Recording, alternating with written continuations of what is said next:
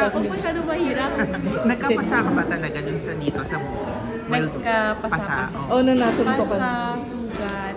Sabi ko, nakwento nga ni Ren kanina na talagang accidentally na talagang natamaan. Kasi nagkamali siya ng suntok and then ako naman, dahil sa nagkamali siya ng suntok, iba yung ilag ko.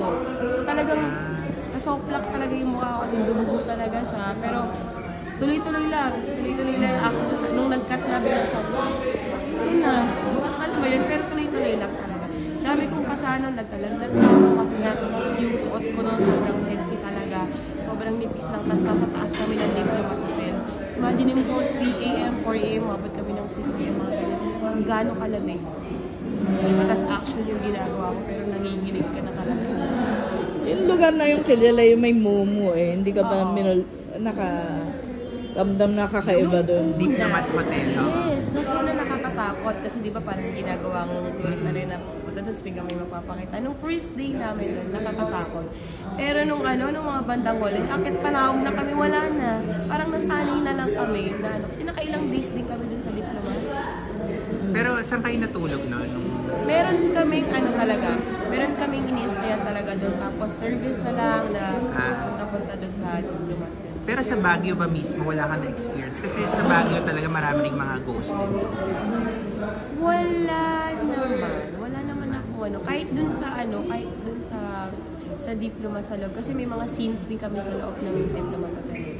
Talagang minsan may parang nakakatakot, pero siguro dala lang siguro ng lamig. Pero wala namang ganong experience. Ito, ewan ko, ako lang to ikaw Bernard. Kasi marami nga na ding nakitang, di ba, mga presko ng Viva, di ba? Parang iba kasi yung saya nung group nyo. Parang bakit? Sobrang dilim nung story ng film. Siguro kasi talagang iba rin talaga yung namin sa isa't isa nung nagkasama-sama na. Kasi even si Sid, parang kung titignan mo, parang kala mo seryoso tao. May saltik din yan eh. Nakawento nga yun. Nagulat din kasi. Kumbaga parang mo yun, talagang, siguro talagang nakatulong na din talaga yung nagkaroon kami ng training. Talagang mas na-build yung relationship namin sa isa't isa. Nagkakasama kami. Kaya nung nasa shoot na kami, yung mismong shoot na, hindi na kami nagkaroon ng mga ilang. Kasi talagang magkasama kami from the start talaga na Sobrang masaya talaga. Kahit sobrang dilim ng kwento. So, Krista, kamusta naman yung pagbabalik mo ngayon sa showbiz? Tuloy-tuloy na ba? Or ano lang? Hopefully, tuloy-tuloy na siya. Kasi na-stop lang naman dahil nalipat nga ako. And then, nagkaroon ng ayoko nang anihin. Pero, sana tuloy-tuloy na to. Kasi ako namimiss ko din naman talaga umarte. Although may nagagawa naman ako lately. Pero hindi lang siya ganun pang malaking production talaga. So sana nga ito tuloy-tuloy na siya and sana yun nga dito sa Viva Films sa Viva ulit ako. Ano ba mas prefer mo, pa-sexy pa rin or yung hindi na gaya niyan? I think more on action ka talaga. Actually, mamimili pa ba ako? Diba? Kung nandun pa rin tayo sa sexy film, sige go! Kung mabigyan ako ng hindi sexy na ganyan, action film, horror film, mga ganon, and then yung mga psychological film, yung mga ganyan, gusto ko yan. Sobrang lahat, syempre, lang ng tanggap kasi naman yun bawat project kasi matetest yung yung acting skill mo talaga. So open ka sa Viva Max? Oo, open naman. open.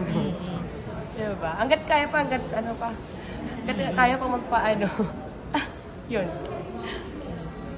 Ito, sige, go. Kung okay lang sagutin mo, may time ba na parang parang malfunction ka sa wardrobe, yung sa like natanggalan ng plaster or whatever, when you were doing sensitive scenes before? During that time? Not here, yung mga iba before. In general. Ang pinaka na-experience ko lang naman noon is yung no plaster. No talaga? No plaster talaga. Kasi, yun kailangan na namin i-take. And then, nung nagharap ako, nasa kasi kami bukid area.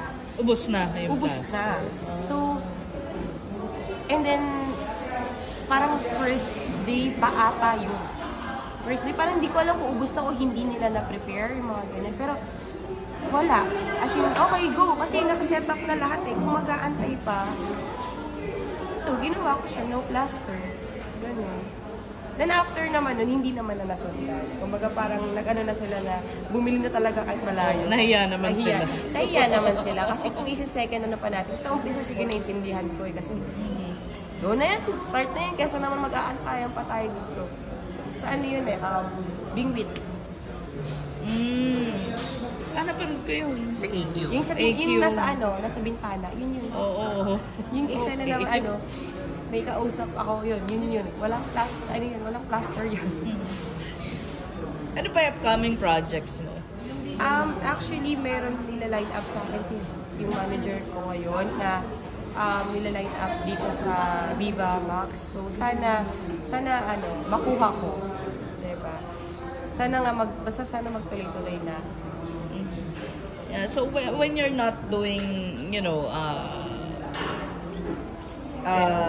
acting work or business stuff, ano yung ginagawa mo to chill? Like, you watch movies, so you have pets? Actually, busy ako ngayon sa lounge ko kasi may tinayo akong beauty lounge. Wow. So, ang name niya is KM Beauty Lounge, Cristamina Beauty Lounge, ganun. So, mga nails, lashes, yung saan siya? Valenzuela, dun sa amin. Yung mga microblading, shading, ako mismo gumagawa nung kilay. Pero sa mga nails and lashes, may tech ako. May mga tech ako din. Tapos yun, maliit lang siya, hindi naman siya sobrang laki. And then aside from that, yun nga yung skincare na na brand ko, na Shinoko, na may mga distributor na ako hanggang Mindanao, mga ganyan. So, yun yung pinagkakabisihan ko habang wala pa akong films na ginagawa. So, because of its showtime na parang naging usapin yung consent, so, was there a time, parang siguro sa point of view mo bilang babae, parang would you prefer na may mag-stand up for you na ay nababastos na siya ganyan, or ikaw yung parang magde-decide na ito, kasi may iba kasi na parang hindi mo alam kung nagmamarites o pa-woke or concern talaga, di ba? Actually, naano ko yun sa page ko eh. Nangyari yan sa page ko. Parang may nag-comment na babae. Pero parang siya na, kaya kayo nababastos eh, ganyan, ganun. Babae yung nag-comment. Oo. And then may sumagot na lalaki. Parang pinagtanggol niya ko. Pero hindi ko nagustuhan yung way ng pagtatanggol niya kasi binastos siya yung babae. Kaya inano ko din, kumbaga parang kahit pangit yung sinabi ng babae, naman pangit, pero I mean, against sa akin na, kaya kasi ganyan. Eh, hindi ko naman nagustuhan yung the way ng pagsagot mo sa kanya, kasi babae yan, hindi mo kailangang ganyan kausapin niya. Kahit na sabihin mo pinagtatanggol mo ko, hindi tama yung way ng mga words na ginamit mo. Hanggang sa, sila, nakita ko kasi nagbabanatan na sila sa na hindi. Umaba na. Na-stress ka. Palalaki mong tao, pumapatol ka sa babae. So, parang nawala na sa akin yung topic. Sila na yung nag-aaway. So, ayun. Sumagot na ako. Oo, may ganun. Sumagot na ako. Kaya, ayun siya. Sige, promote na lang Okay. Again po, support po natin ang Karma po. Showing na po yan dito sa Cinemas Nationwide. June 19 po yan. Directed by Direct Albert Langitan. Makikita niyo po ako doon.